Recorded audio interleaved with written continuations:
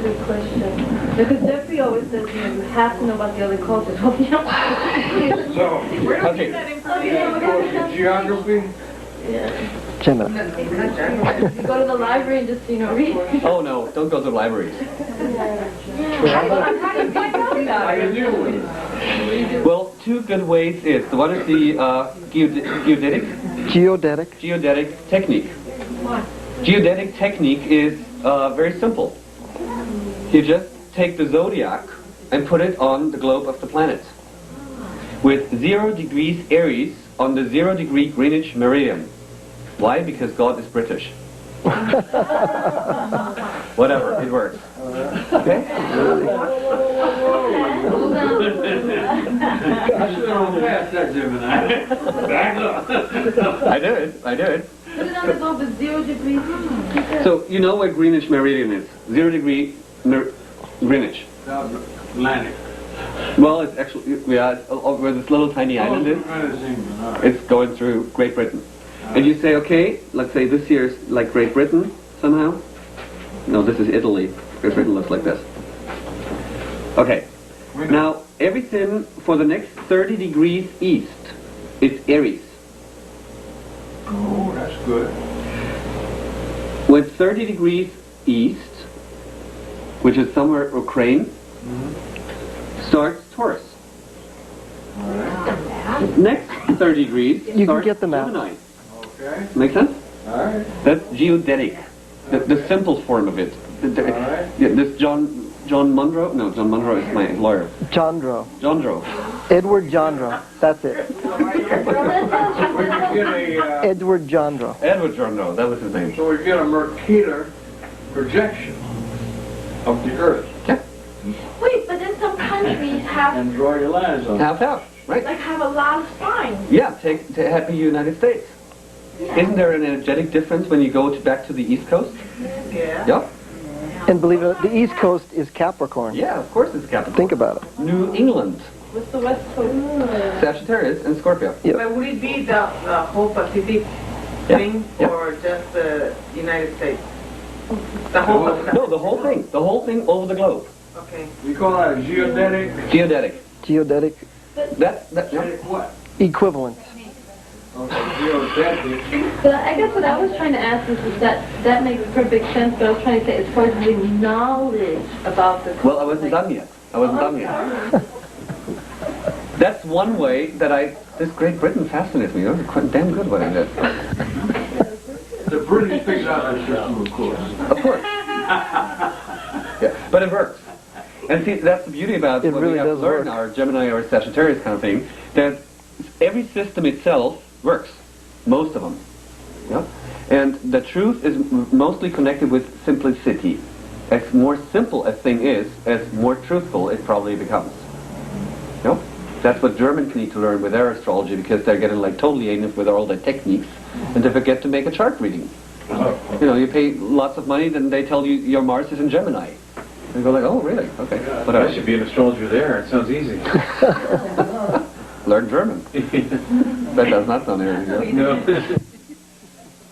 The next thing is, you know about the equinox, the springtime equinox, that this little spot travels clockwise through the star signs that defines our ages, right? Oh, so. Make sense? Huh? Say that again? Equinox is the moment when day and night, the springtime equinox, same length. Right. This moment, we once again would stand, this is how it's measured, we would stand on Greenwich meridian, and at midnight, Greenwich time, we spit a chewing gum into the sky. Okay. And where it sticks against the background of the star constellation, this is where we say this is 0 degree Aries. Right. And we make the circle, called the tropical zodiac. Okay. But this little chewing gum, if we do it every year, spitting it, you would see they land next to each other. They travel. Okay. Okay? It's not static. It's a movement, hold on, in 24,000 years, one time through the zodiac. Okay. That breaks it down to roughly about 2,400, 500 years, each sign. That can help you. That means around Jesus Christ, the equinox was right here, Okay. where Pisces begins. All right. Right now the equinox is somewhere here. This little chewing gum spit. It grew, or it traveled. In 2,400 years, it will be somewhere in the beginning by degrees of Aquarius. That's why we say we are in the beginning of the Aquarius age. Make sense? The end of the other one. And the end of the other one. Yeah? The happy New Agers, they think we're already in the New Age, and that's exactly the end of Pisces age, the big illusion. Yeah? We had that in this century a couple times, or in this decade, in this age. The second coming of Messiah, and all this crap. Yeah? The year 666, the end of the world, then it didn't work, damn it, so they flipped it around, 999. Yeah? So we got this kind of thing about millenniums. Now we have the second millennium, there are masses out there that freak again, and it's all crap. Yeah. I have one question, because when you say this, I remember that we have not been as humans on Earth 2,000 years. We've been We much haven't. longer than that. Yeah. Yet astrology is based on this 2,000, No. this No. kind of cycle. No. No. Well, No. why do we use 2,000? Year No. 2000 or year 1999? No. Well, this is an invention of the Catholic Church, or of our Western society. Because that's how the calculations are based on these numbers, aren't they? No. No. Give me some more time to explain what I'm trying to explain. Recession. So, if you see, for instance, planets in Pisces, in any given chart, keep in mind the chart is an unchangeable reflection of the past. That shows that the soul has been incarnated for sure during the Piscean age. Make sense? Now, what are the conditions of that? A lot of planets? in Any. Pisces? Any, just one planet. Pisces? Yep. Indicating that the soul... Indicates that this soul has probably not more than one incarnation where it got in contact with the paradigms. Keep in mind, every age produces its collective paradigms, or paradigm. Like Happy Pisces age, when Jesus Christ started, with a symbol of the fish. Oops, the fish. Yeah? And I make you fishermen, and you wash my feet. Yeah? All Piscean archetypes. Yeah? That the soul got in contact with a paradigm. 2,400 years before, the equinox was going through Aries. So we had the Aryan age. Make sense? Yeah? Now, Christ was born at the beginning of the Piscean age? Around the beginning of the crisis. Say, See- give or take what? What? A year? Oh, year? No. How many years, give or take? When would you say that springtime starts? Starts around the 20th of April. Exactly. Around. But sometimes the No, weather... there's a date, there's an actual date, we can look it up. Yeah, but this is very much Gemini. Very around. We're talking about movements. 21st of April, I would guess. Yeah, but we're talking about movements right now that are slow movements. Yeah. There's no date. Right now we are in the end of Piscean age with the influence of the new paradigm of Aquarian age. Alright, With every day moving more and more over. alright. Okay? The same thing when Christ came. Before him were a lot of false prophets and all that. Give me a second. Relax your mind a We'll little give bit. you lots of time. Okay. We're going to deal with this. Okay. Dance, baby. Okay, but just about the ages. When the equinox shifted over from Taurus age to Aries age, again a paradigm change happened on the planet. The same as this. And it affected, of course, the cultures that were big in the Taurian age. So we now could look up for cultures that had symbols of Taurus. Agriculture, for instance. Golden bull. Here we go. Alright. And we naturally come to some cultures from Crete, partly, yeah, the centaur kind of archetype.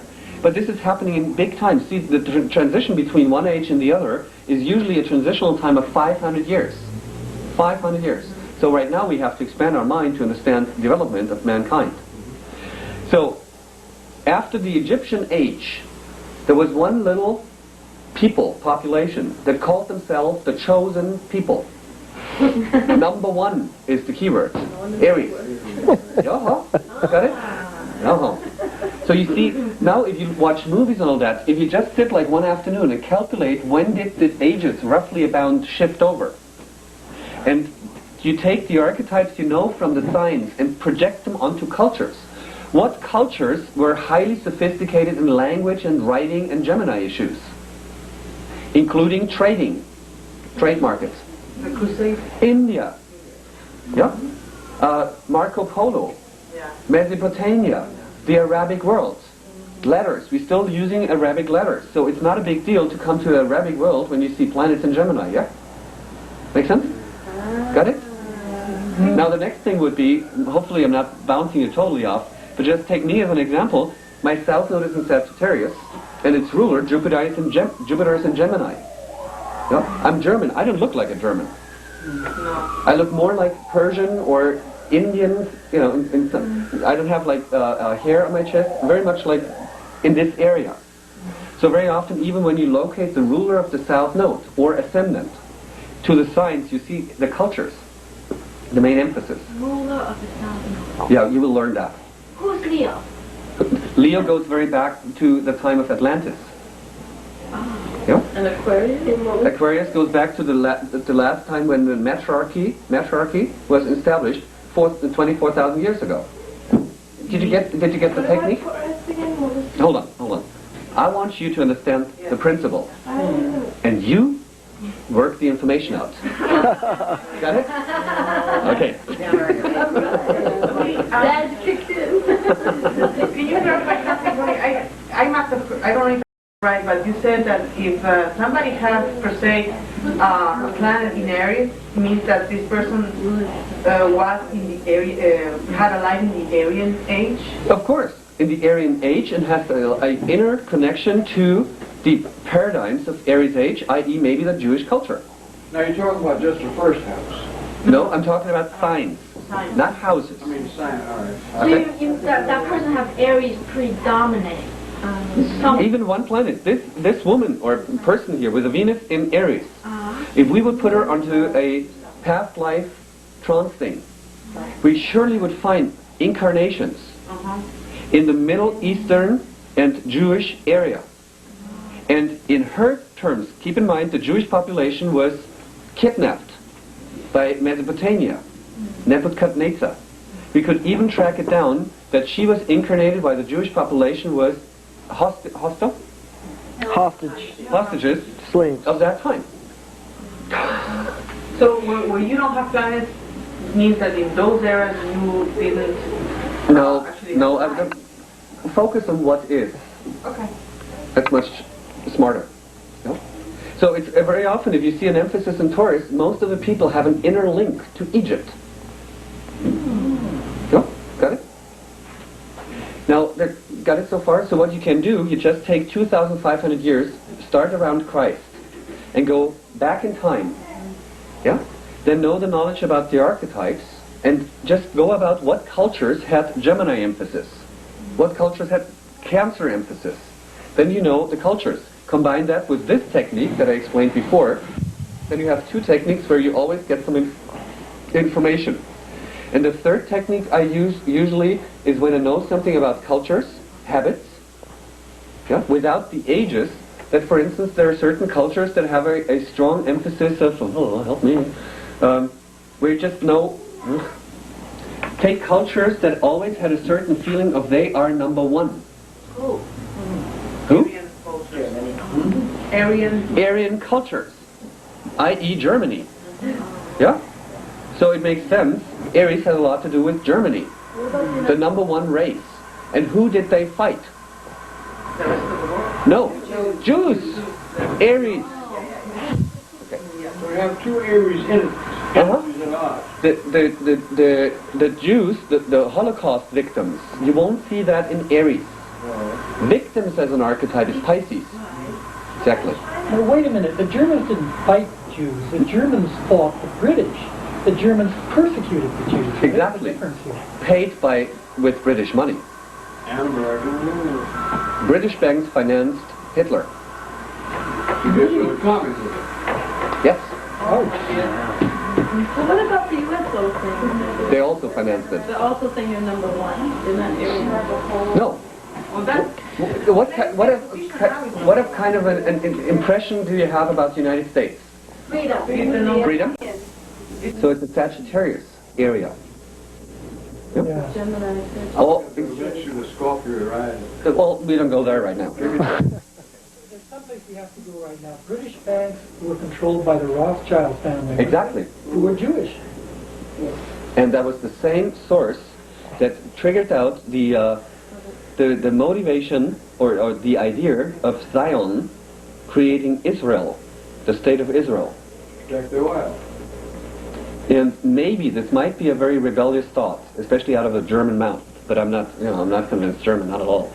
But it's just funny. Probably no one would ever have moved into this fucking, piece of desert in the North African continent called the new state of Israel, without any persecution.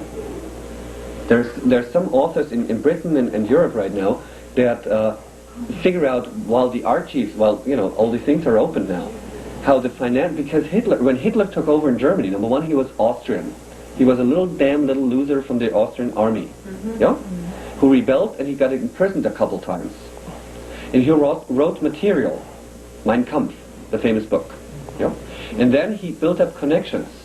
In the first place with Catholic Church. The Catholic Church offered the monasteries, the Jesuit order, to educate the first SS officers. That's the first.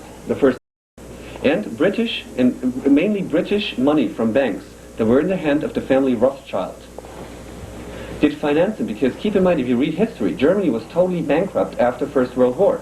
They couldn't even afford to eat. How could Hitler build autobahns?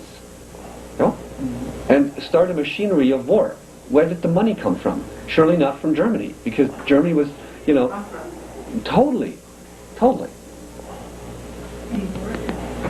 I know it's mind-blowing. When I read it, I was like, phew. Well, it makes perfect sense. Of course it makes. Yeah. And look onto the media, how whenever in Germany just one little idiot walks around and screams Heil Hitler, media's all around him and say Germany is back into Hitler things. That's a wonderful way to have one country be pointed out, to hide what is happening in the own countries, i.e. in the United States, where some sources go through the slums and distribute crack to little black kids, and all this shit. So we're talking about dysfunctional systems, and so anyway, I don't want to go there. Could you, I know you already kind of did it, I'm just maybe being a little slow. You reiterate for cultures, I understand going around for cultures, but for time I didn't quite get that. Okay, time, you just go take the year of Jesus Christ, 0. Oh, okay. Yeah, just as a little, roughly about. Yeah. And go in steps like 2,400 years. Oh, I see, in steps. So 2,400 years before Jesus Christ, roughly about, we're dealing with the change from Taurian age to Aries age. Got it. 2,000 years before that, we're dealing with the change from Gemini age to Taurian age. At a certain point, it will become interesting what Mark presented to you, the cross. Not the Jesus Christ cross, but the, cardinal cross, fixed cross, and so on. Because if you link, for instance, Taurus with a cross, with a square over to Leo, you will see that the Egyptian culture has a link to the Atlantis culture. Yep. Whatever. Didn't Atlantis supposedly, I just heard very innocent stuff, they became over ego. Yeah. Leo. And another thing that maybe, I hope I'm not undermining Jeffrey by that, but that you already have an idea because he can be very short explaining that. Because we live in a duality, or a polar universe, it functions through duality.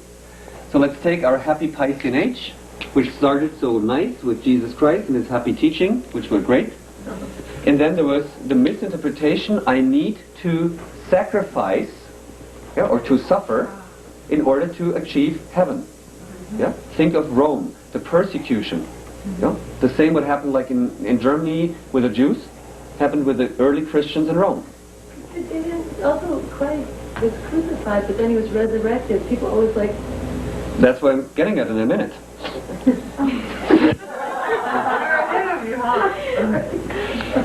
I can't help it, Gemini activates. Yeah, it's like, anyway. Usually what you can do after half amount of the time of an age, the opposite sign starts to vibrate. You know? We call that a sub-age.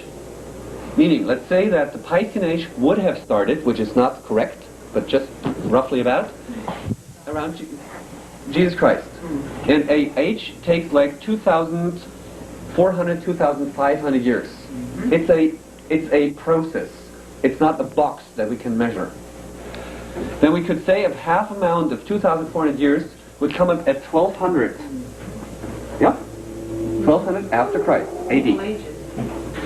The Virgo age, or the Virgo sub-age, kicked in. Now the only thing you need to do, get a good history book, and just look what happened in the centers where the paradigms were, lived, i.e. in Europe in these times.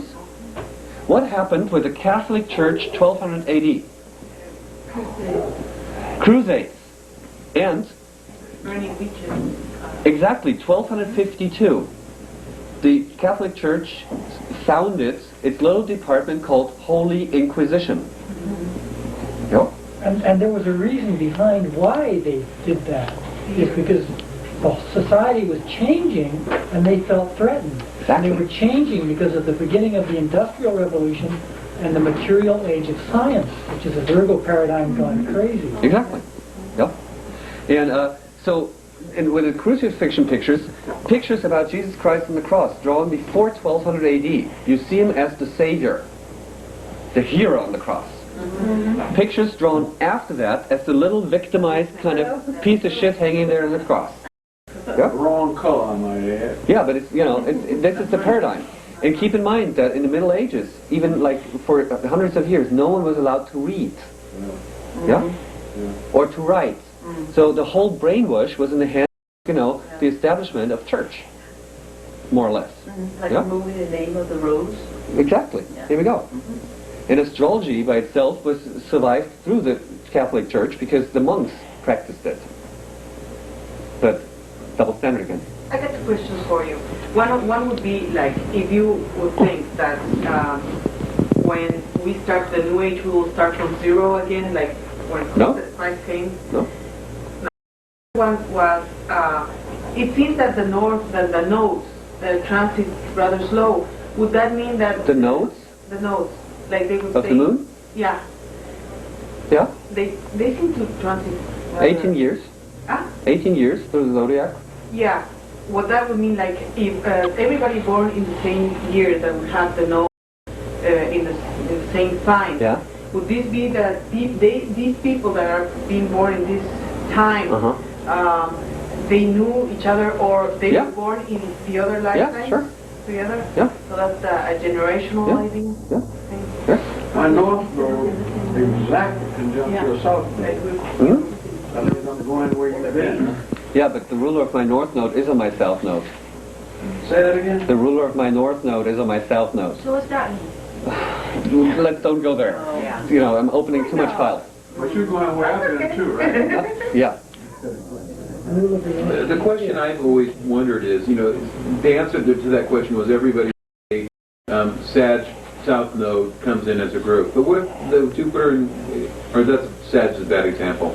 Let's say Gemini South Node. Well, somebody's got the ruler of that in Leo, and someone else has the ruler Mercury in Pisces. So, I mean, where do you go to get that information? Do you go to the ruler of the node, or do you go... What information? Which area, like... Both. Both. Astrology is the art of combining. Not like Gemini chopping off and looking at one box, forgetting this information, looking on to the next box. It's synthesis, combining it. Yeah? And because a natal chart is a reflection of the unchangeable past, one life was that, one life was that, or it was a combination. Yeah? Maybe that you were born in Israel and moved over to Mecca. Could be. You know what I mean? So it's a combination. Got it? Did I understand the question right? You understood it. I mean, yeah, you understood it and you answered it. Yeah, okay. So, just a little hint. That means if you do have planets in Virgo and Pisces, that correlates with a Piscean age and with a sub-age Virgo. If you do have like planets in Aries, it correlates with the Aries age. The sub-age of Aries is the opposite sign, which is Libra. And you just look once again at happy history books. At around that time frame, a new kind of paradigm came up, which had a lot to do with beauty. We're talking about the antique, ancient Greek, ancient Rome, right? So very often, if you see planets emphasized in Libra, the soul has a direct correlation to that time. Yeah? Now the next thing is, try to figure out what really happened in this time, what you probably won't find in history books. Because history books are writing about Napoleon, yeah, but not about the thousands of women being persecuted or raped. Yeah? What was the collective paradigm? What is the collective, pretend being an alien coming in the United States, what is the collective paradigm coming here to Southern California? What do we believe that is true? Especially in Southern California. You can have it all. Yeah, you can have it all. It has to be big, you have to be young, you have to be facelifted, you know, you have to be in shape and all this shit. Yeah? There's a certain paradigm right now, which goes back, we're still in Pisces age, sub-age Virgo. The constant improvement. Yeah? To make everything clean and perfect. Yeah? Got it? So, the Taurian age, i.e. during the, let's say Egypt, the sub-age would be Scorpio. Think of Egypt and the whole thing about death and mummies and all that. Very much Scorpio, isn't it? And sexuality, of course. Yeah, and the abuse of energy, which, by the way, through the square to Leo goes back to the Atlantis abuse of sexual energy at a certain point. Lemuria also? No, I personally see Lemuria as the last Virgo age, not the sub age of Pisces, but the Virgo age itself. So if we would have planets in Virgo, we would mean that we were in Lemuria Yeah. as well? Yeah. This is cool. Yeah. Who's Cancer? Cancer, to me, very much is just the archetype of everything which is based on matriarchy. And therefore, cultures that lived in a matriarchal kind of family/tribal thing. Very often I saw people, I don't know where it came from, maybe just intuition, that very often Cancer has a lot to do with Africa. Yeah. I have no idea why, but, you know, The mother of humanity. that's what I see. That's what I see.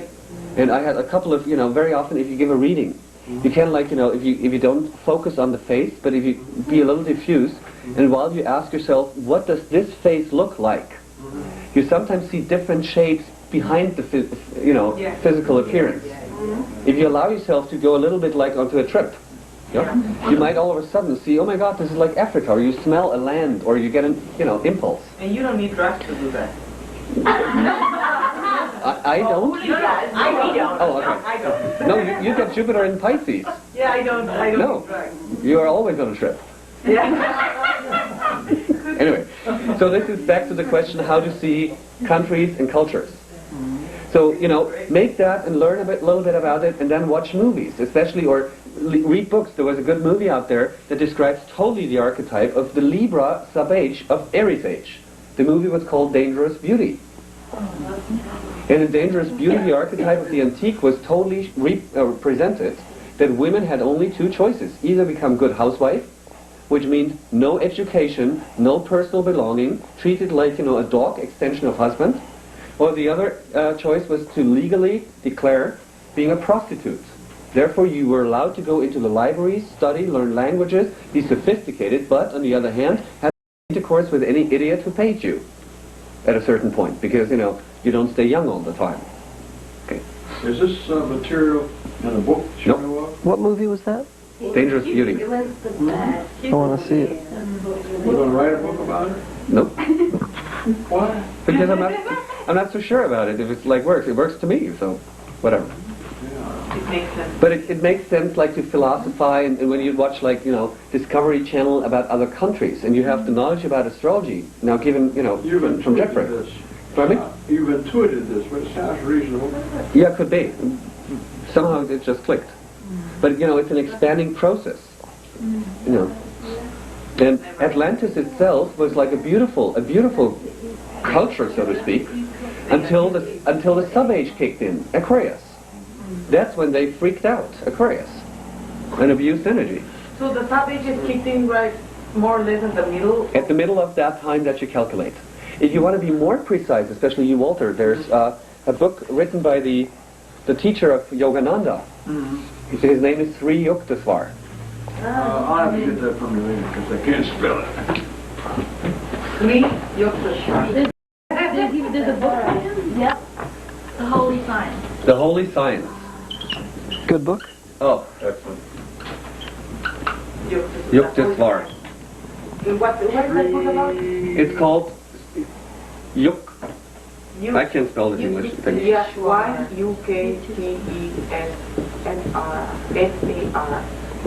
Holy Science. It's like placing Not holy cow, but holy science. Holy science. Holy Science. Do you have it? I Sri somebody. I'd like to look at it. Sri Yukteswar. Yukteswar. That's what we Yogananda, who's Yogananda? Yeah. Yeah. Look at him. Use the boys' room. Boys' room. Oh. Boys' room. Human's room.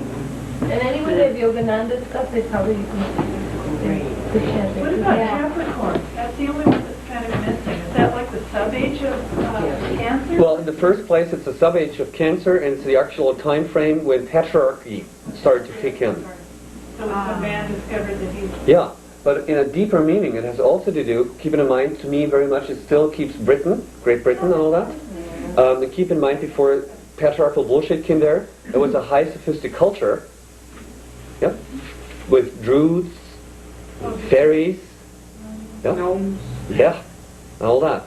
You know, the Avalon and all these kind of things. That to me very much is the sweet side of Capricorn. Yeah. It's a wonderful sweet side. Absolutely. It's the sweetest and warmest that you can find in the zodiac. Yeah. Actually, yes. But the Saturn influence wouldn't repress it? Yeah, but at a certain point, you It know, has to explode. you just give up because it exalts them to always be in self-control. Yeah. And when they literally start to decondition themselves and embrace their polarity, they become the sweetest people in the whole world. They feel safe enough, there's Yeah. enough trust Yeah. that they can actually go through a bit of chaos. It's nothing like Capricorn. And when they live in natural law, right? Yeah, which is quite hard right now, but we get there.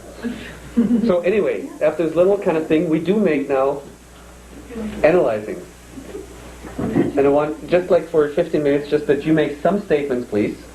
Let's say this is a woman, in the first place, okay? What is her sexual need structure? What does she need? We just start right where it's about. Sexual needs.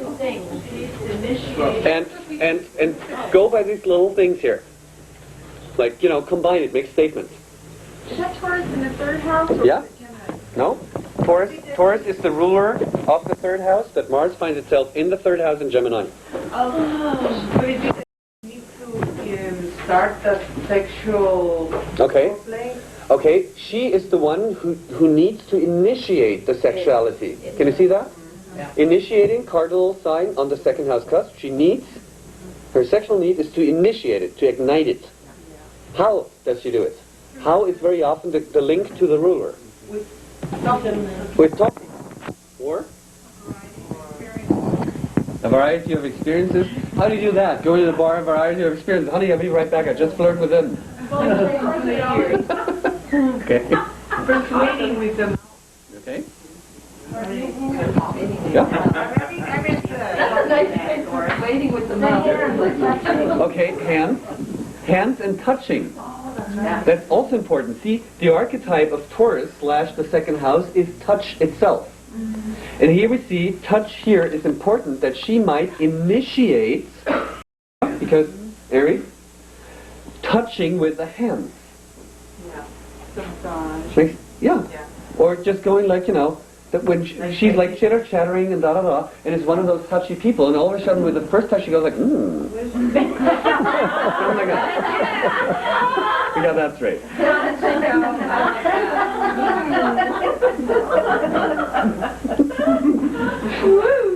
What else? Well, because Taurus, which rules Venus, is in the third house. No, Venus is in the second. Yeah, but Taurus is in the third. Okay, Taurus, yeah. Does that still carry sexual connotation? So were the siblings? Could be. It could be. Siblings. No doubt. We have the other things in the charts, but to have the courage to even think of that there could have been a sexual energy / attraction, or even an act of touch in sexual terms. Keep in mind, the second house is sexual. Aries is very sexual. Mars is sexual. And there's the siblings. Yeah, the answer is yes. Could it be also short journeys?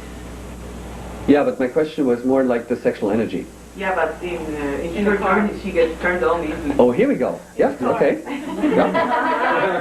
In a car, At the drive-in. That's the driver. Yeah. What else?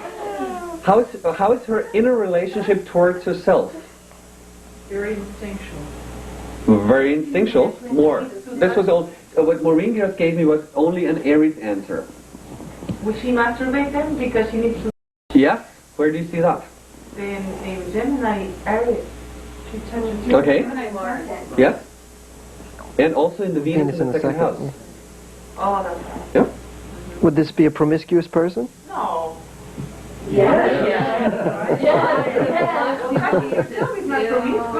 No, but the question. Mars and Gemini.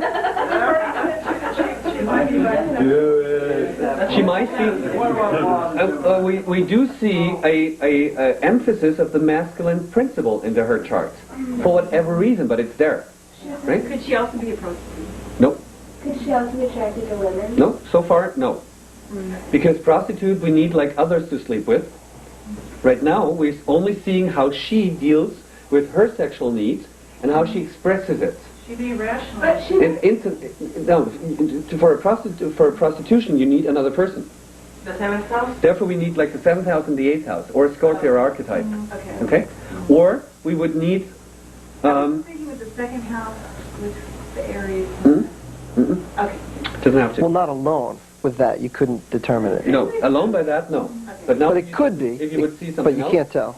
like if you would see now Pluto in Libra in the 8th house opposing that Venus, yes, Okay. Her Piscean ascendant. She would be a Piscean ascendant. whatever. We don't go there. Oh, okay. What is that? Just look on the symbols that are, see, this is because this class is very much a Gemini energy, as you can tell. Yeah, we're skipping subjects very often. Force yourself to stay in the symbols and go in the depth and not in the expansion.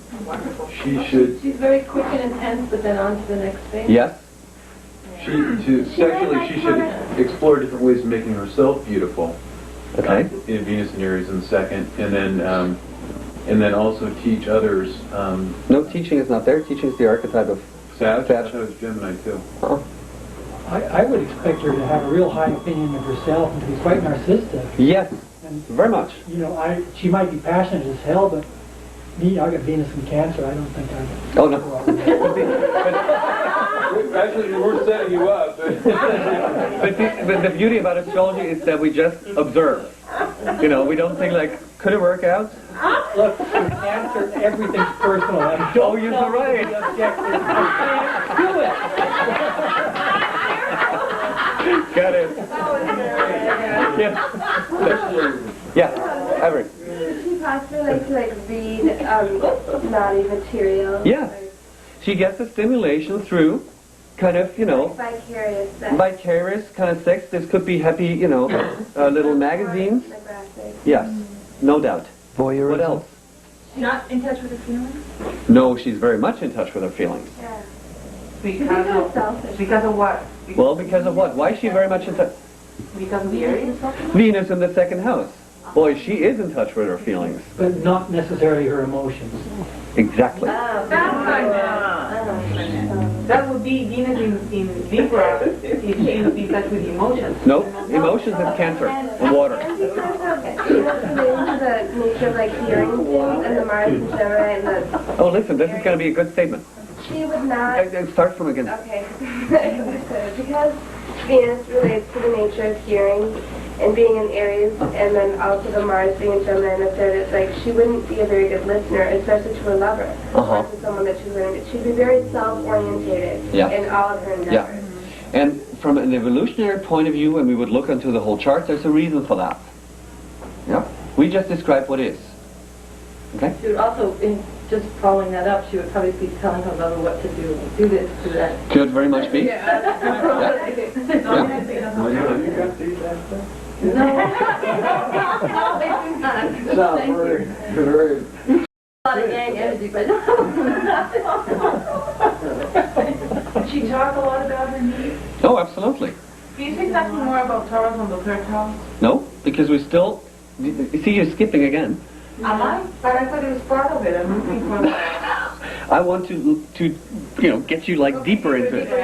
What else do you see about her inner relationship towards herself, including her sexual needs? She could be insecure, start things and not go deep enough. Okay. Yes. What else? Have I been a party pooper? All of a sudden it's like we're back like to class. no, that's good. That's good. And she's not really aware of all her needs, though, is she? No. You know, and so she's in the process of discovering what her needs Exactly. Exactly. And therefore she needs the freedom to whatever comes into her mind to be able to act it out. And could it be aggressively, impulsively acting on it because of Mars? Aggressive in its natural meaning, yes, Yeah. because aggressive just means to go outwardly. Aggreder. Could it just be to talk about it, though, too? She needs to have the freedom to express her thoughts, too, about her needs Yep. and her sexual needs, not necessarily act them out impulsively, but actually Right. talking would actually give her the understanding of who she is, of what her needs are. Yes. Which she always needs new stimulation. Curiosity is the key word for Gemini. So, she always needs a new kind of mental stimulation to turn on the system very fast. Yeah? Could it be like through her femininity that she would react impulsively? I'm saying femininity because of the Venus and impulsively because of Mars. Since Mars and since Venus is in Aries, she would react impulsively when she connects with her femininity. Could be. She could possibly use sex with power, like her femininity as like a power maybe, like her sexuality Could as be. a power to... Could be, because we have an emphasis of the male principle. We do have Aries and we have Mars in a yang sign, yang house. That's an emphasis of male principle. Yeah? But could it be so that the more aggressive she becomes, the more Gemini third house detached she becomes from her own sexuality?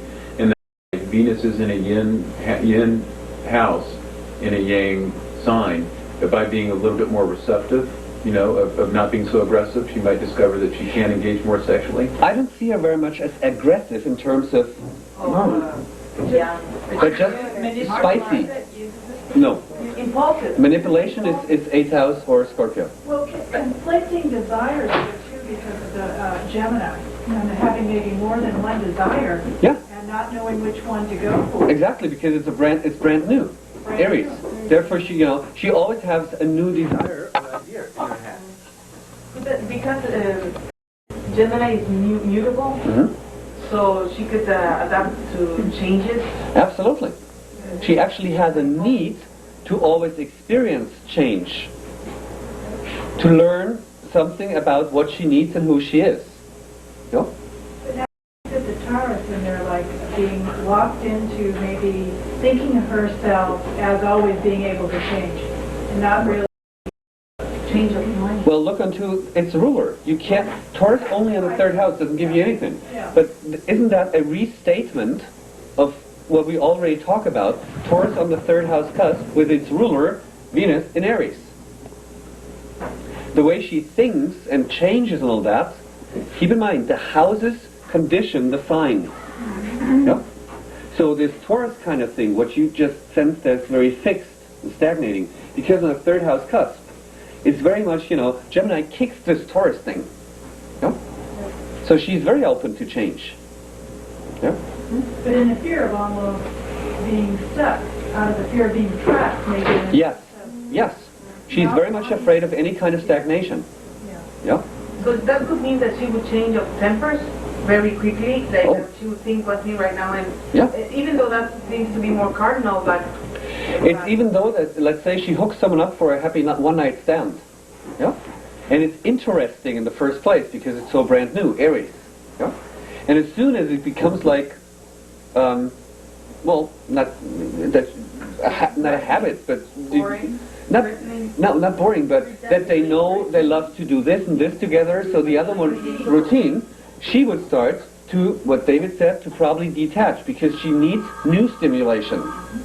You know what I mean? Independence also. And independence, exactly. So in this moment, when the other one comes, the one-night stand comes next Saturday again, and they start the same kind of thing, she might be still interested because this Venus in the second house has a need for consistency.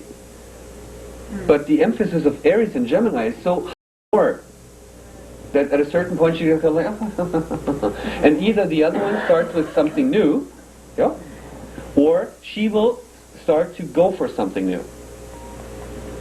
At some point, you'll burn out. Does she burn out? Yeah. At some point, after she keeps doing the news, could she burn out? Her brain wires. I don't think so. Aries never ends. And it gets, see, take it this way. Here we have the ruler of a fire sign in an air sign. We have air and fire combined. What do you do in a fireplace when the fire burns? You get air. Got it? So I don't think she burns out. Quite the opposite. If it would be water, maybe yes. Yes. Then the opposite. Yeah. But this Venus in the second house very often pulls her back to always stay then in contact again with herself. Yeah? But as more as she goes in the third house very often are places of superficial communication. Yeah? I.e. bars, discos, clubs, something like that. So if she goes like into, let's say, a Saturday night club, she's on. Because this Aries, whenever there's, something interesting, it gets automatically sexualized. Make sense? So at a certain point, she will also then need, in order to recontact with herself, to sometimes stay with herself. Or if after she has like a lot of kind of sexuality with others, that she sometimes has times where she needs masturbation again to reload her batteries, yeah? Because this Gemini was so flattering around.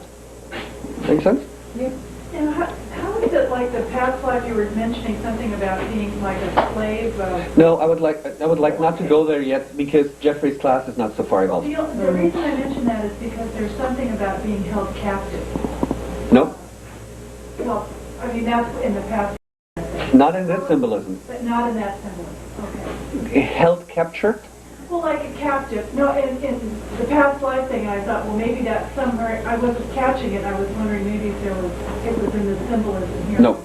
Therefore, you would need either Capricorn or Pisces or Scorpio. That someone overpowered her, and we don't see that yet because we only have that symbolism. Something else, if I draw Saturn in right now, yeah, then it becomes different.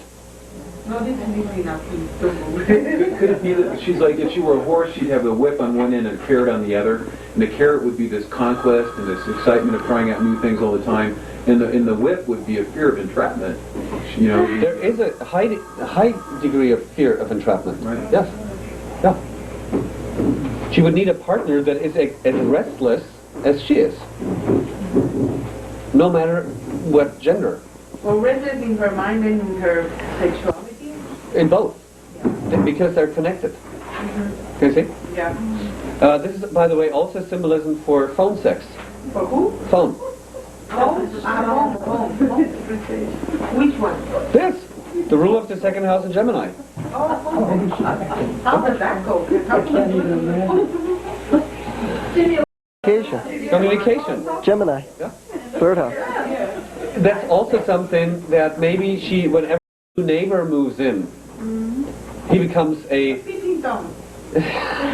Peeping Tom could be it, yeah. though. That could be. Yeah. Inherently monogamous? No. Oh, no. But see, because the Venus is in the own sign, house, Taurus. There is a need for consistency in the relationship. She wants to be number one, yeah. But on the other hand, she's always has the antennas out for new stimulation. But consistency doesn't mean loyalty, does it?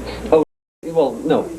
But the thing, I can be very loyal and, whatever. But can that start to generate a conflict? That can generate a conflict. Therefore, we would tell her that she needs a partner who is as restless as she is, who, ignites new ideas, but sometimes can also relate to. And who also can live with the fact that she has a natural need for making love with herself, masturbation. Because the Venus in the second house emphasizes the archetype of the inner relationship towards myself. Yeah? Make sense? Good. I mean, this was good work that you did. But now, the same thing, what should she do to make... I'm asking a different question. No, hold on. I'm asking a different question that we can read the same house. Now, no sex is giving right now, right? She would have her own, she needs work. She would be her own boss. Her own boss, yeah, because of this emphasis. Yeah, she needs freedom, independency. Writing, communication, Writing. computers, Writing a book. Okay. a book about sex. No, no, not necessarily no. Not necessarily no. If it would be a book about sex, then this Mars would be better in Scorpio in the third house. Then it would be a book about sex. Yeah? Okay, I agree. But it could be a book about physical dynamics or Communication. anatomy. Yeah, something like that. Okay, let's play a little game. Okay. Mark and I, we are this. Oh, now it's a male. No. Oh yeah. You're running. Oh, whatever. Yeah. Well. And you try not only to throw in one thought, which is very but more like a whole kind of thing. Okay, a whole concept. It's important for you that maybe you should think about being independent, to make your money in an independent way where you decide whenever you feel the need or the right moment to make your money that you can go out and work. Therefore, it's important that you always have contact with other sources of knowledge, i.e. communication. That you then afterwards, maybe about in your individual, something like that, make a whole story. Get it? What I mean? Well, you did it for us. No. Oh. There's so much more. You might talk about new ideas. Okay. Yeah. You need to, because of your family background, you need self-sufficiency in your family. You don't have family background. I know, but you told me to make a story. Yeah, but what did you read?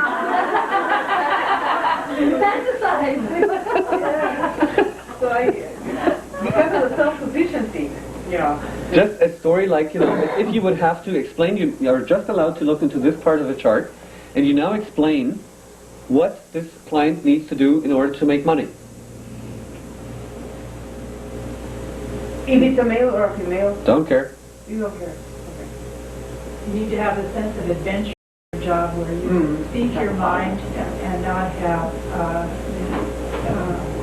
not be cornered into a 9-to-5 kind of a job, but yet you're still valued and you have the networking capabilities within your job to change as the Mutable? need arises.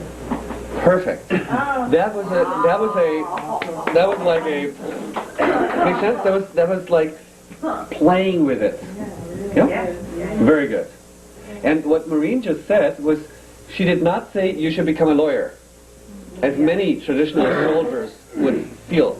But we giving the client the tools to combine his own work, his little checklist. Okay, if it's about money, I shall be independent, start new things, and all that.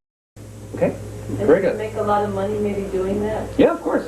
Yeah. It would need to be something that you love very much because it's Venus. Okay, it does. It should be something that you like or love very much, where you have a very personal meaning.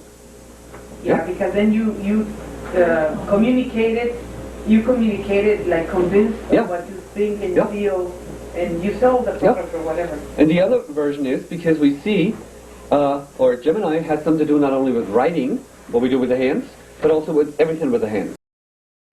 Hands? Body work. That's exactly something. Body is like Aries. Venus is touch. Taurus on the third house cusp. Hands, touch. She has strong hands that are very flexible, very sensual. Yes? She could do deep tissue massage. What about a hairdresser? A hairdresser, absolutely. But always, if possible, a little bit fancy. You know, not like this kind of, you know, the way they wear it all. But to creative, to inspire with new kind of outlooks. Original. Original, yeah. Plus, that would serve the need of variety, different people. For men. Yeah, Well, both. both, both. In this case, it doesn't matter. It's beyond genders. Another thing I want to question, you said you would need to look for somebody who was as restless sexually as she was. I take issue with that because I was... Huh? You could be the one. No, I was married to a Gemini woman for 13 years, and she was very restless sexually. And I was in a period where I was not restless sexually. And she really appreciated it. She used to tell me all the time that I was her tree in the desert. That she could fly into and land Absolutely. when she wanted to. Yeah, my statement was a little bit too fast, but what she needs in order that her needs are met is someone where she can explore or communicate everything of curiosity. And therefore she also needs someone who sometimes gives her insights or ideas. To be like a lightning rod. Yeah, but see, don't take me too literal. It was more like that we described by this little sentence, by this sentence what she needs. We were not defining the partner that she needs. If she does have Pisces in the first house cusp, then she would have Virgo on Pisces in the first house cusp, then we would have Virgo on the other hand cusp. Yeah? It depends what its Mercury is. Maybe she does need a very kind of, you know, an accountant who with his daily job that... Oh, I'm not talking about you, Mars in Taurus. I was giving you an example of the thing in this particular instance.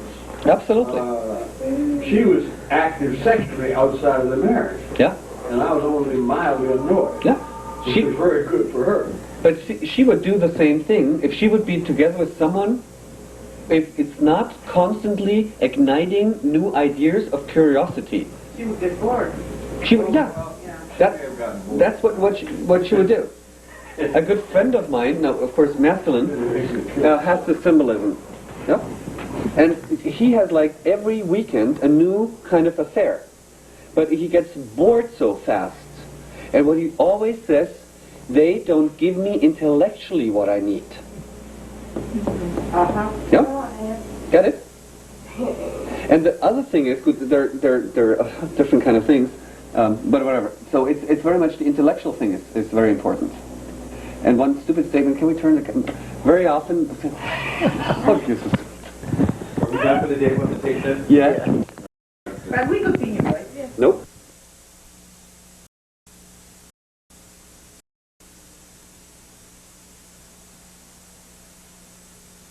Hello.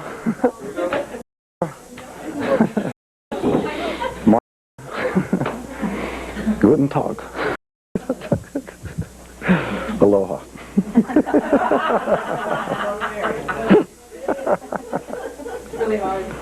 Got all the countries represented now. And Morgan.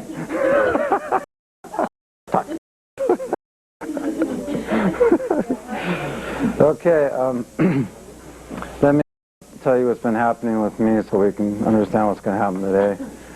This is I've been forced to be awake, and there's been no sleep in 3 days. So I'm really, you know, running on fumes, so to speak. And because I'm being forced to, at night, to be looking at planetary visions. And, you know, Pluto's right on my sad sun, and one of the applications of Sagittarius is being given visions and given the kind of brain given me. So it's like a survey what our near term is going to be. And it's not, well, but I can't release that right now. I'm just trying to say right now I'm extremely exhausted.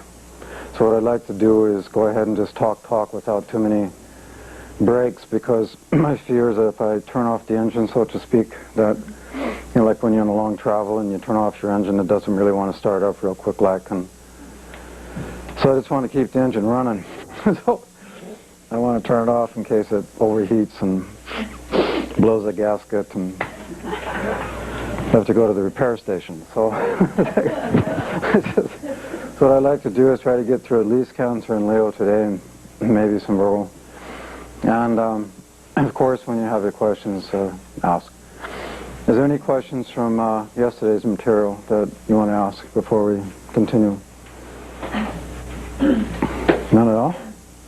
Seems all perfectly clear. The one, did we give you the chakra correlation to Gemini, i.e. Mercury? Was that presented? Directly connects to the throat chakra. Yes. I have one question. Sure. This is material that was in the book. It was talking about like people that have like Mars and Gemini. There would sometimes be like a hard time like getting the juices flowing. So it's like sexually in Gemini that there'd be kind of like an infantilism or something. I think. No. Something about I don't remember. Gemini sexually, wouldn't they have like sometimes there'd be a tightness or like a hard time being lubricated or something? And I totally off. Are you talking about sexual infantilism? Mm-hmm. That's Cancer, which we're going to get into now. Any other questions? Okay, we get into Cancer then as an archetype, and as an archetype, we're dealing with the related archetypes of Cardinal, and of course it's Water and Yin. And here again we see what? We see primarily the essence of emotion in this archetype, i.e. Water. We see the necessity of cyclically initiating change, Cardinal archetype. And of course we see Yin, i.e. energy moving back towards the center. We have to remember that the evolutionary journey that we have been describing since we started our discussion of Aries was the beginning of a brand new evolutionary cycle, which has been being given progressive sense of individuality as we move through Taurus, Gemini. There has been a progressive formation of a subconscious structure within the totality of that consciousness. The nature of the subjective development correlating with one word, and that word is called the egocentric structure of subjective consciousness. The ego as such is specifically correlated to Cancer, Moon, and the fourth house. So what we now have in the fourth house is the complete development of that subjective ego, which of course has been created by the soul. This is how we understand the natural triad between Pisces, Cancer, and Scorpio. Scorpio having direct correlation and association with that which is called the Zila, the soul. And the soul, of course, is that which is emanating the egocentric structure in each life, the very nature of that egocentric structure being structured in such a way as to be orientated to the very nature of phenomenal reality in such a way that the unique orientation of that egocentric structure experiences the nature of phenomenal reality in such a way that it's consistent with the evolutionary intentions and lessons of the soul itself. This is no different than the analogy of the famous ocean and the famous wave. Obviously, most of us are going to agree that the ocean probably is the origin of the wave.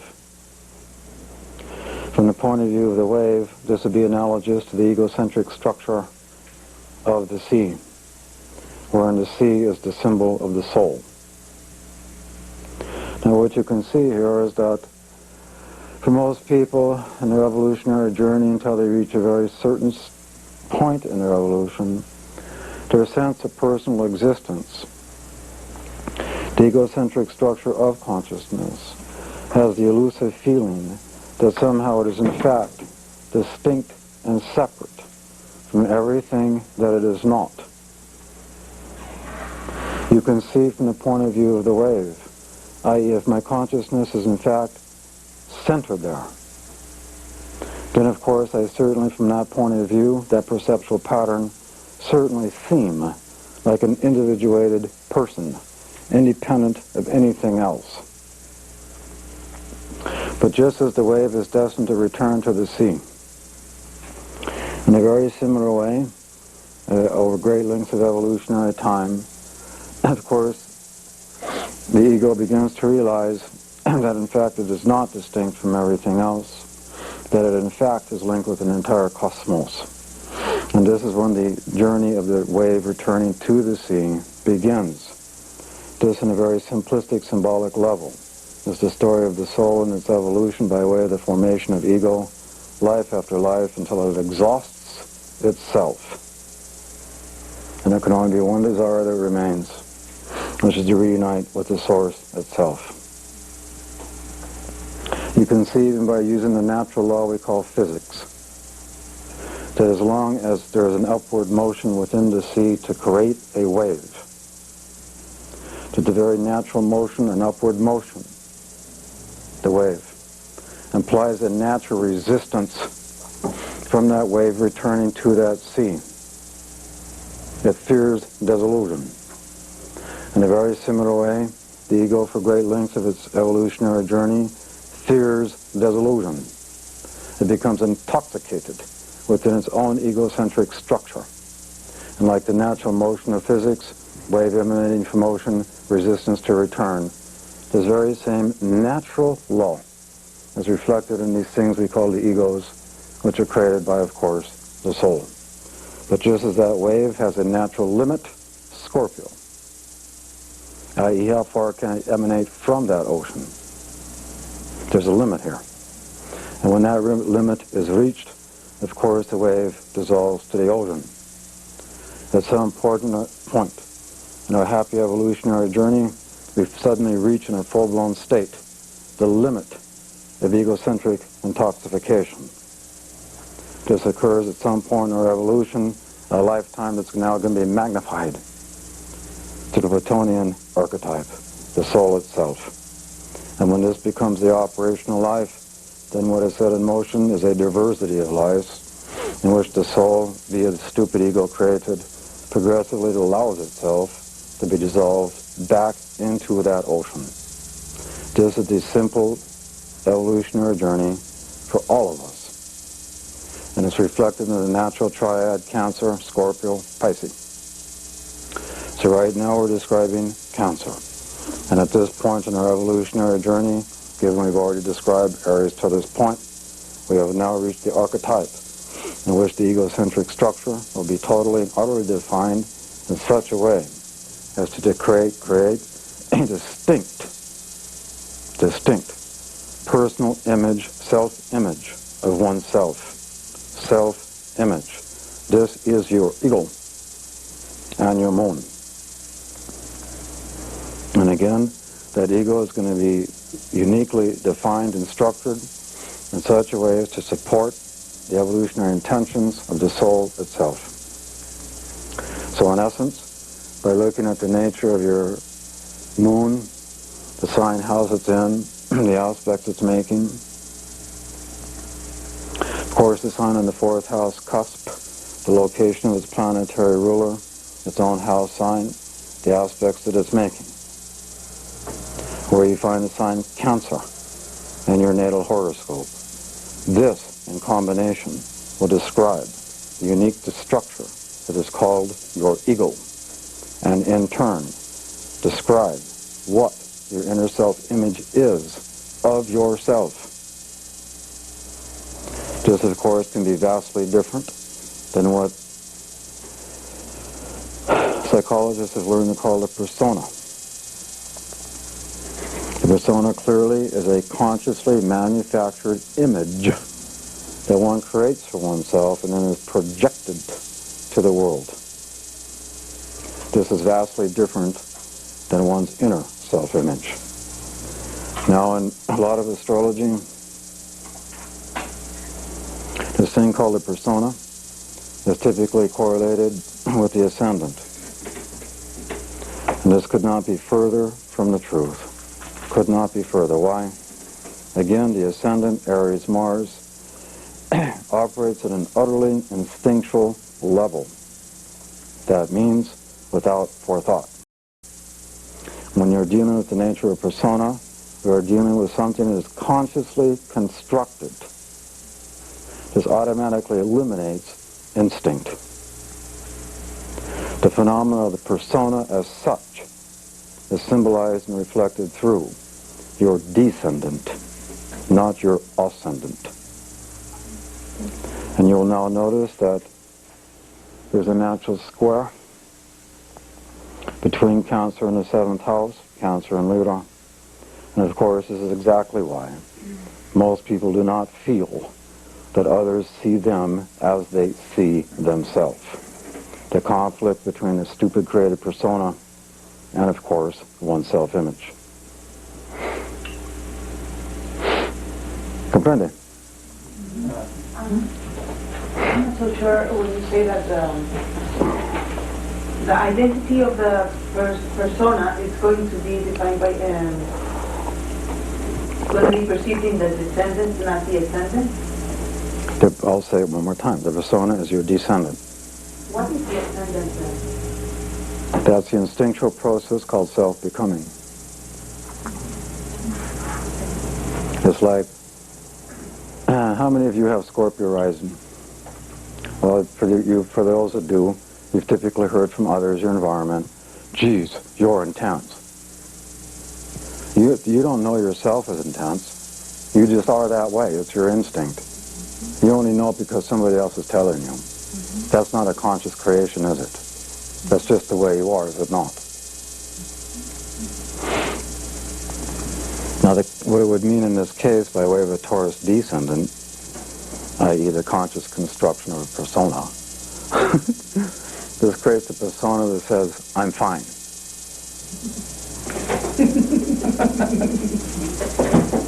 I'm self-reliant, I'm self-sufficient, I've got my dark glasses on, don't look at me. They will typically, when they walk into a room, find the last seat, the corner, to sit in. Typically walking into a room with the head down, and yet they see all. Persona. Why? It's an instinctual reaction to the ascendant. Fears of being falsely projected upon. Why? Scorpio ascendant's intrinsically enigmatic. People don't know when the fuck you are. People don't know who you are, so they want to project. Soul has the eyes. Thus we put on the dark glasses. Don't look at me, meaning don't project on me. Got it? People in that room, I believe, have Libra on the ascendant. I think a lot of people here have Libra on the ascendant. Which seems to create a really interesting dynamic regarding the instinctual self versus the persona. Yeah, and even though a lot of folks would have Libra there, you have to locate Venus. I mean, that qualifies. Third house. Venus rising. Sagittarius would be the 3rd house. I guess that's why a lot of these people are here, if they have. That's why Libra rising would be here, because you have 3rd house Sag. Possibly.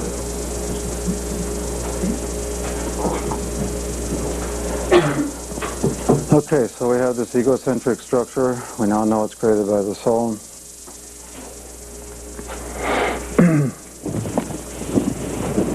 Now, Cancer in the 4th house, Moon,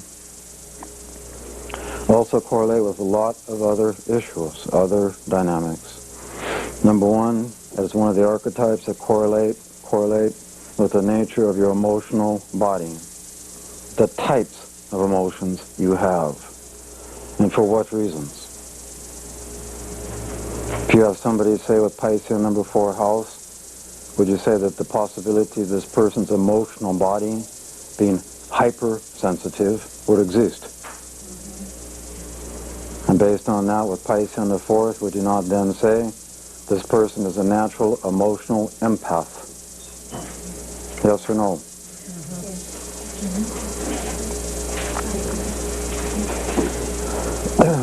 had Capricorn there, you'd basically go, what emotions? No.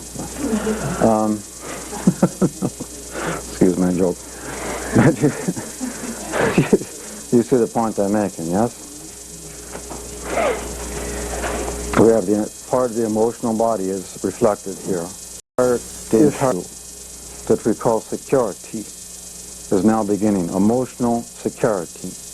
And what is going to constitute emotional security for a person?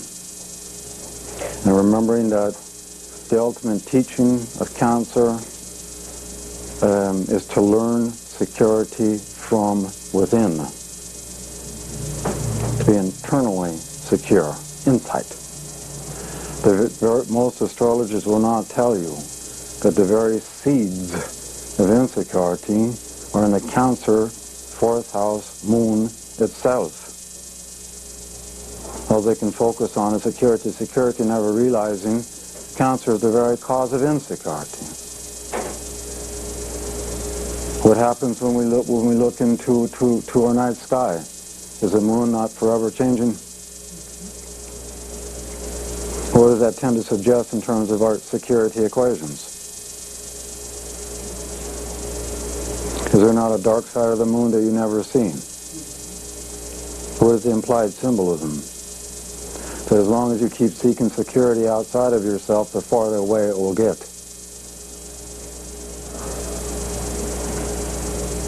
And at the hidden side of the moon that you can't see is the symbol of its ultimate solution, developing a state of internalized security. And when you link this with Pisces, the natural connection, that ultimate security is going to be connected with the source of creation itself. And when you have a conscious inner relationship with that source, tell me how in the world at that point you could ever be insecure. How could it be? Jeffrey, in what you just said, it's implied that to embrace that inner security, to reach it, one has to embrace the dark side of the moon. Yes. This opens, I don't know if you want to go there, but it opens a lot of questions to me right now.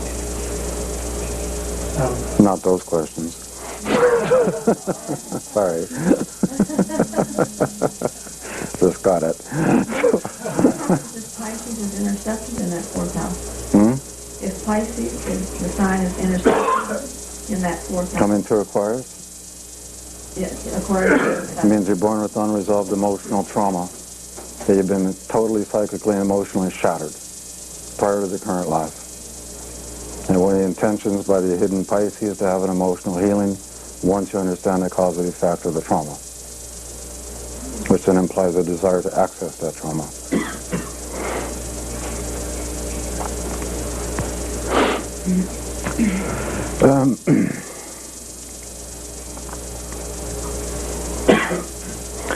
Fourth house Cancer moon all connect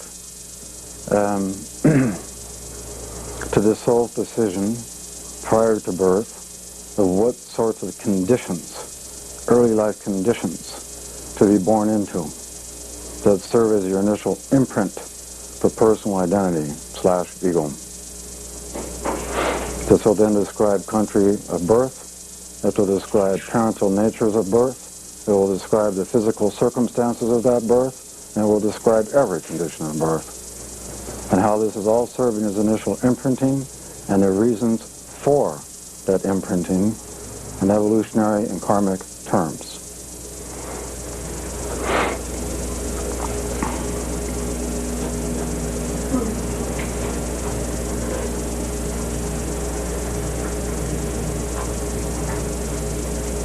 Give you a simple snapshot.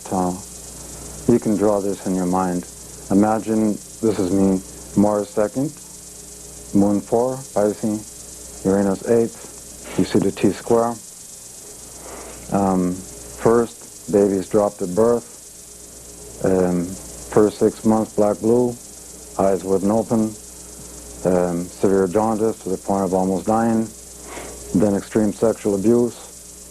Mother tries to literally murder boy at 4 through scalding to death. Look at the symbols, Mars, Moon. And then put an orphanage at 6. Look at these symbols.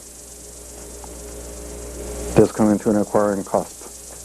The displacement out of one's home. trauma. You see it? The graphic enough? So,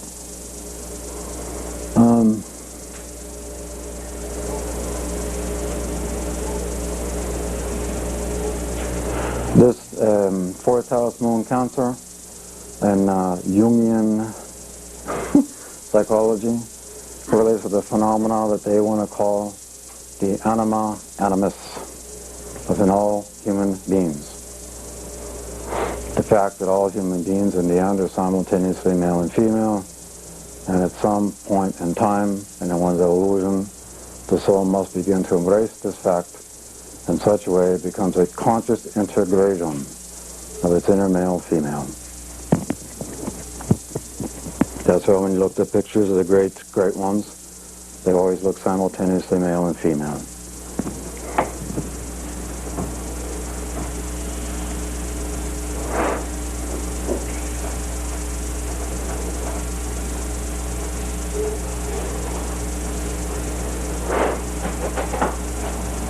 Medically speaking, we have a direct correlation to the entire lymphatic system, endocrine system.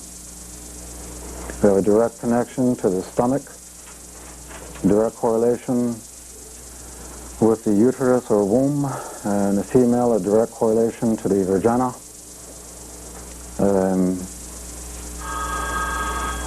Direct connection to the eyes. In the man, the moon is the left eye.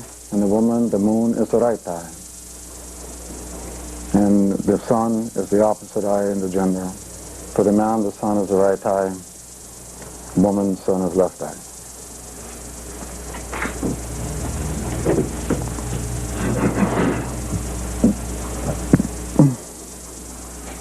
The phenomenon of sweating is moon. You can tell a lot about the health of the system through sweat. The smell.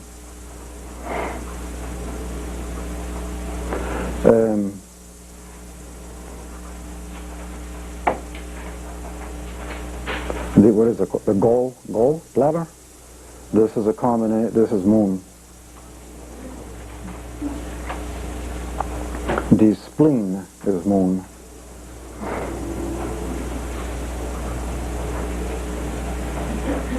Of course, all the water throughout the system is the moon.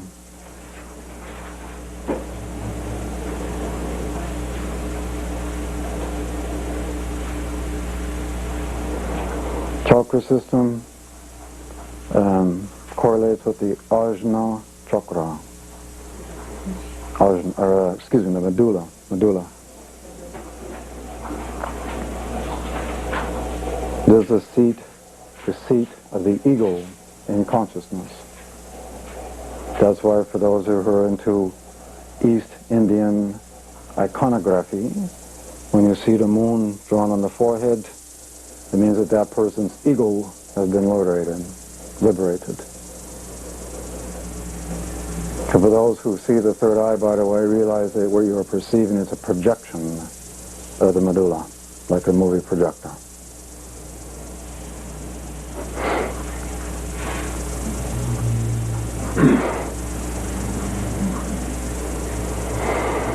Questions?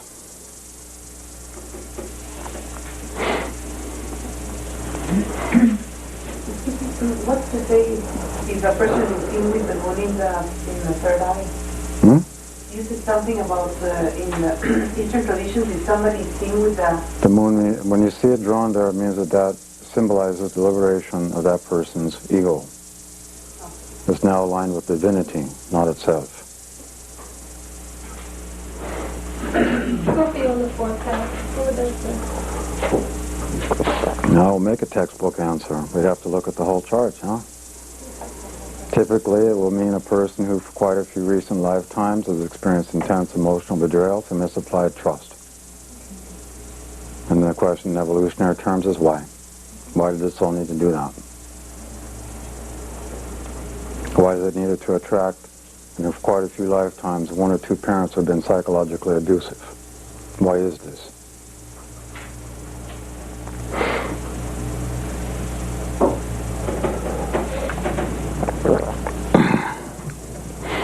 Other questions? When you were talking, I forget, someone over here asked a question about an intercepted fourth house. Pisces. It was Pisces intercepted fourth house, and you said it was being emotionally shattered. Is that from... Emotionally what? That it was having been emotionally shattered in the past? Severe emotional trauma, yes. Is that from the fourth house? Is that the fourth house? She had an Aquarian cusp. Oh, I see. One of the dimensions of Aquarius is unresolved trauma in certain cases. That would also apply to the 11th house. The 11th house. The entire dimension of Aquarius contains as an application trauma. Yeah. So,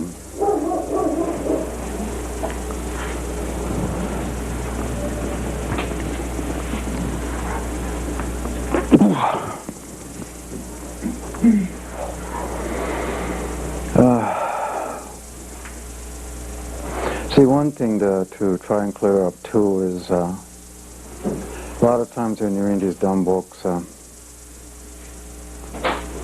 Saturn 10th house Capricorn is always somehow supposed to be Papa. The Moon 4th house Cancer is also always supposed to be Mama.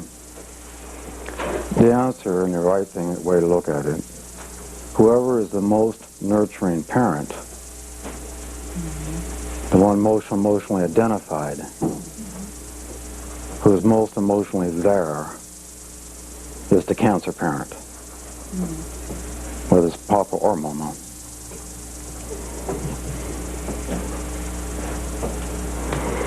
And the one who is issuing most the rules, the discipline, and so on, is the Saturnian parent. Sometimes, especially since the late 60s in this country, there have been a bunch of parents who have been trying to co-equally play both roles, which then means both parents are simultaneously the 4th house and the 10th house. You're not going to read this in any dumb book. There's something you need to know so you can do astrology right. Do you know my point? I'm sure all of you know that at least one set of parents who are trying to play both roles for their kids, yes? Not just one being in these, huh? Sometimes it's necessary if you're a single parent. That's You true. have to be both mother and father. And I have been a single parent myself, so I know what that trip's about. In fact, can I share a story? Oh, yeah. This is a cute story because, you know, keep moon, I have Pisces moon in the 4th, yes, and I went through a really severe divorce, and my kids have really got fucked over, got kidnapped a couple times, and so on. But anyway, finally I got back together, and I was now a single parent with these 2 young kids, and I really thought they needed a mama, yeah? So my little Pisces moon desperation, I'm running around looking who potential candidates are, and dragging home this one and dragging home that one, and made my personal life even worse, frankly. And finally my little girl walks up to me, and this is when she was 10. She goes, "Papa, can I talk to you?" Sure. And because after one too many of these things, and she goes, "Look, I want to tell you something." I go, "What is that?" She goes, "You're a perfect mom. Stop bringing these women home." That sure lit up my light. So I did. I thought very well. And her life got worlds better. Is that one of your transiting Pluto moments? Yes, it was. It was right on my Venus. Which is natally retrograde, so you can imagine what I was dragging home. So,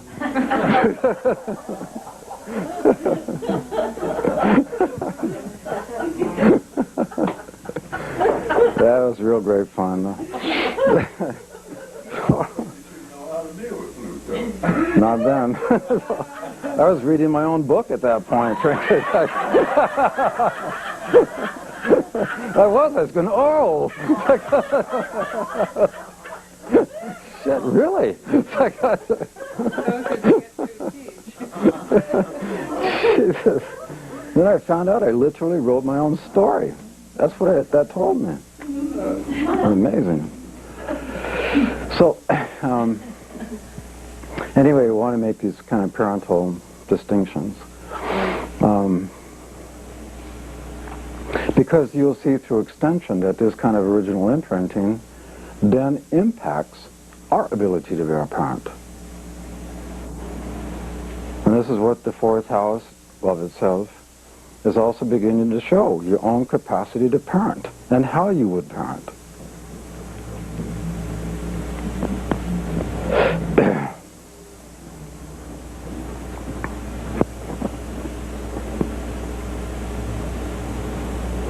It shows the relative ability to have emotional empathy towards other people, or lack thereof. Do you think Saddam Hussein, with his happy fourth house Pluto, has emotional empathy for anyone that is not personally linked with his small little Plutonian reality? Do you see the symbol now, how he could use killing gas to kill the Kurds? Women and children included. Fourth house Pluto. That's not emotional empathy, that's called emotional ruthlessness. Do you see my point here? And can we possibly imagine what kind of mother he had? Yes. In this case, with the Pluto in the fourth house, yet this person might have the moon in Cancer. Could that counteract that effect of Pluto in the fourth? Can a moon in Cancer counteract the effects? Yeah, of having the Pluto in the fourth, as you were just mentioning the case of this person. Well, you're making a severe mistake right now. You're assuming that all fourth house Pluto people are like that, and therefore you're questioning. You see the example of what you just said right now. The example I am making is specific to Hussein, and no one else. Saddam Hussein. I got that.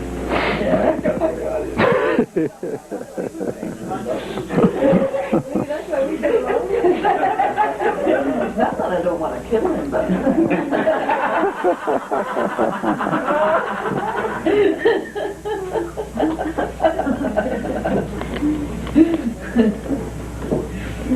You know, one of my worst guilts, to be honest with you, because I was in Vietnam, yeah? You remember those symbols I just showed you in my chart? One of the things we used to do in Vietnam that they will never tell you, and I will tell you now, one of the strategies to win that war was to kill mothers and babies en masse. And it's one of my greatest guilts. It's one of the reasons I can hardly sleep at night. So that's your U.S. government. How old were you when you were there? How old were you when you were there? 18.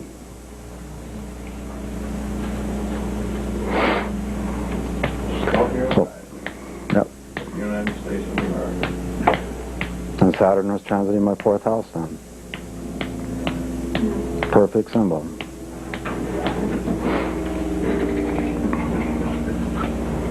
Okay, when we Cancer, when we make sexual things to Cancer,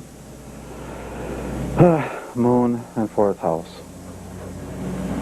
First of all, this has a very strong correlation to what we call oral forms of being sexual, which means kissing, well, oral sexuality. Why? This is directly connected to the original anxiety of separation from the womb. Keeping in mind we have a natural square from Aries to Cancer. Anxiety, separation from the womb. It's also connected in many, many cases, this dynamic is, to not thorough or complete forms of emotional nurturing, including nursing early on in the life. And through this displaced emotion, it manifests as oral types of sexuality.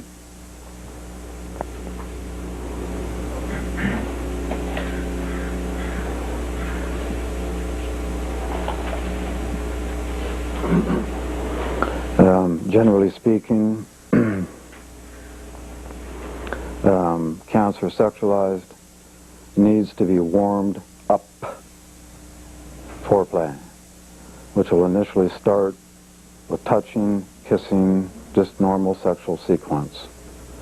The primary interest of cancer sexualized is actually even more than sexuality, or fourth house moon, is to be held. Quality, touching, and holding. They're serving as a vehicle, a feeling emotionally renewed, a sense of emotional safety, and of course the issue of trust. How cancer knows this is not through sex, but through touching and holding, the type of holding of a fetal position nature. I cannot get close enough. So, sexual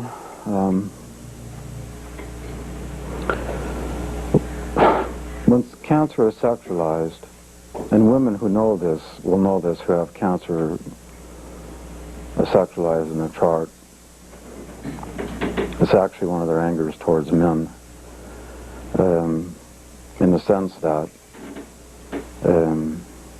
many have learned that slower, more gentle forms or ways of being sexual are much more, in the end, intense and bonding in nature. And all too often they attract these men who just want to do boom, boom, boom, like Sylvester Stallone. I mean, let's face it, this man doesn't have a head on his goddamn shoulders. It's fucking a fancy penis. That's all, with eyes on it. And this is the typical, excuse me, and this is the typical way, is it not? Because a man is typically, through their cancer, so sexually insecure that their compensation is boom, boom, boom. And somehow thinking that physical force is that which correlates with intensity. So and there are certain women that that's groovy for or whatever, but when this is coming through cancer, you see what I'm getting at? Are you following? Do you understand why?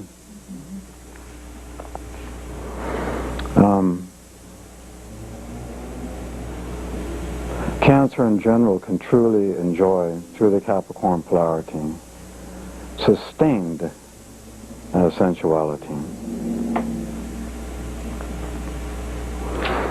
Cancer of itself is not given to sexual experimentation. There can be quite an orientation to anal sexuality via the Capricorn polarity. It has a direct link to phenomena called pedophilia, that is, sexual infantilism.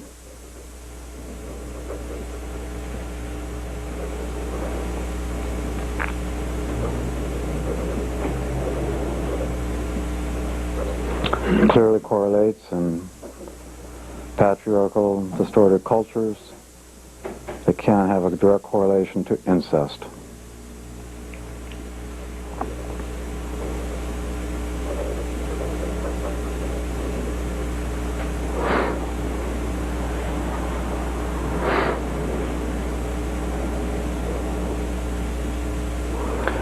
One thing we forgot to bring through this as a theme is sexual energy as being either constant or cyclic.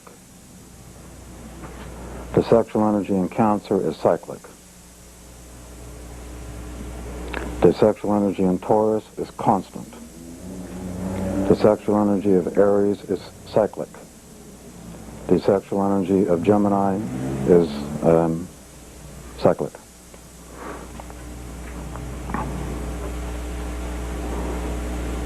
Although they can think about it a lot.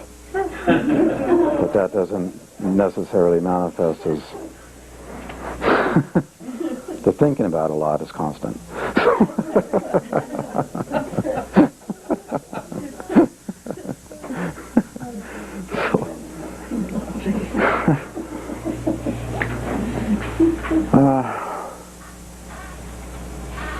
Oh, the phenomenon of sexual toys, that's Gemini.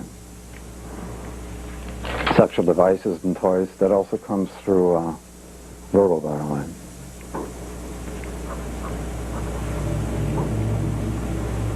Cigars. Clinton has South Node in the third house.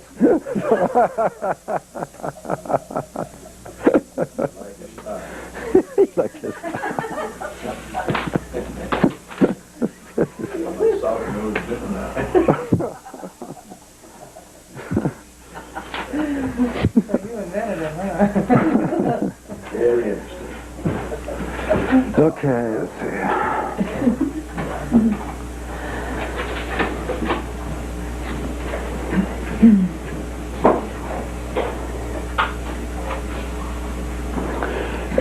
Cancer in combination with Scorpio and Pisces is the totality of the inherent archetype called femininity, the feminine archetype.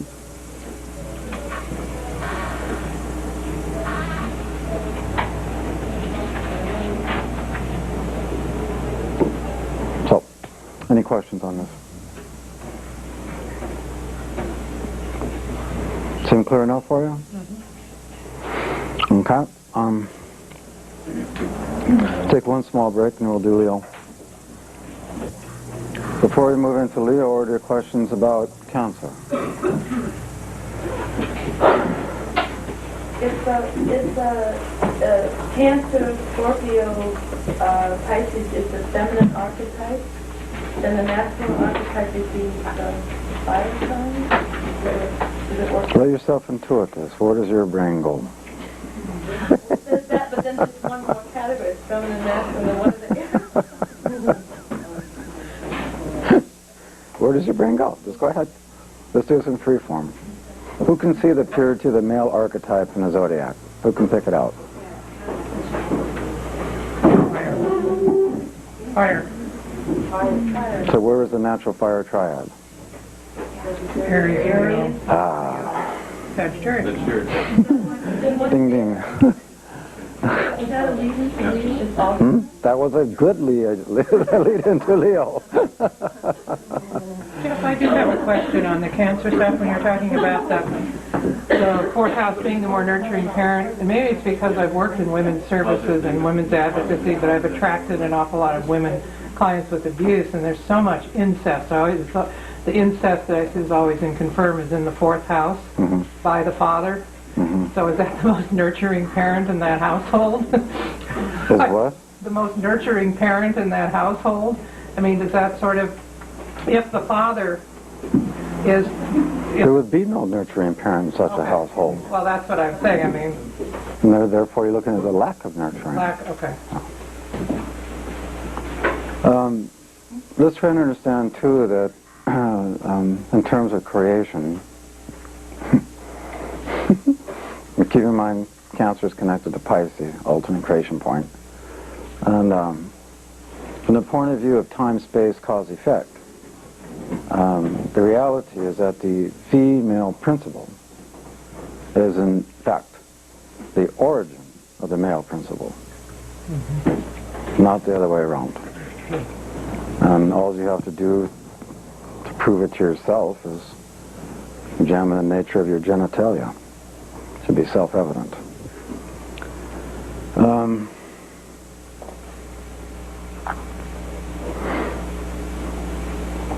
So we come into Leo. And Maybe I was out of the room. Did you talk about gender switching issues with Cancer? no, we haven't talked. We won't really talk about that till we talk about the Pluto paradigm, and we can find Pluto in the 4th or the 10th, and Cancer nodes, and okay.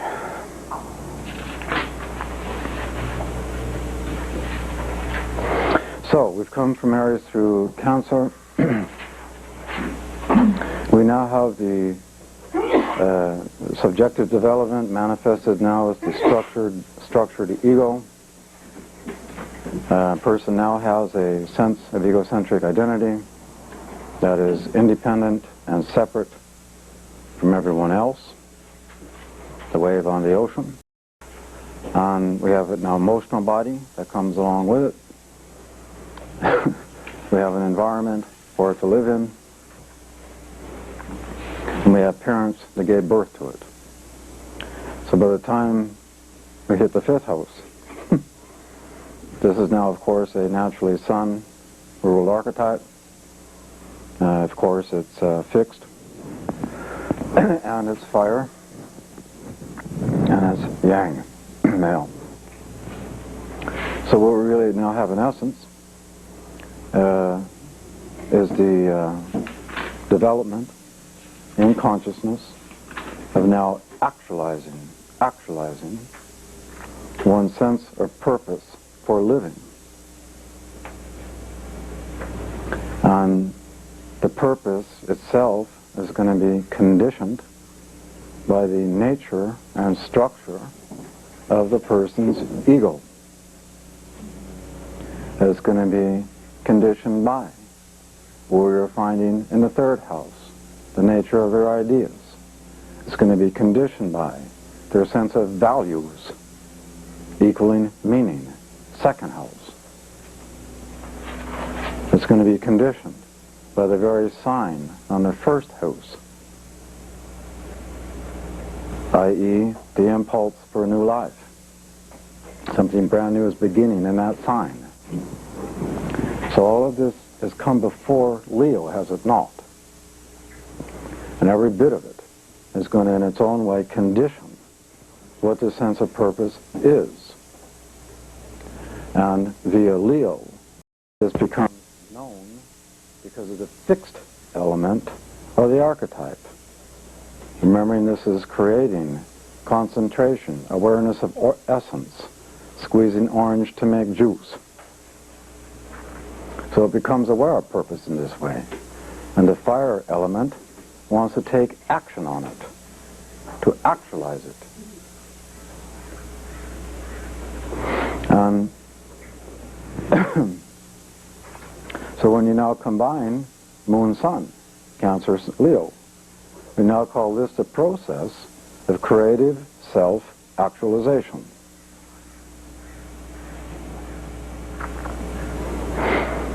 So this is what Leo does. It serves as the archetype of creative self-actualization. It's no different than painter, canvas, paintbrush, and putting the first few strokes on that canvas. That artist has now started the process of creatively actualizing that painting. So in a very similar way, we are born and we start with our life a few brush strokes manifesting as a full picture towards the very end of our life.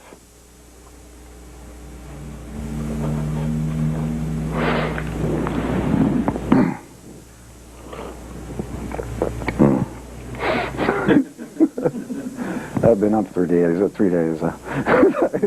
Where is the thing? The guesswork. God. It's great fun. Yeah. Make sure you put neon piping on it so I can see it.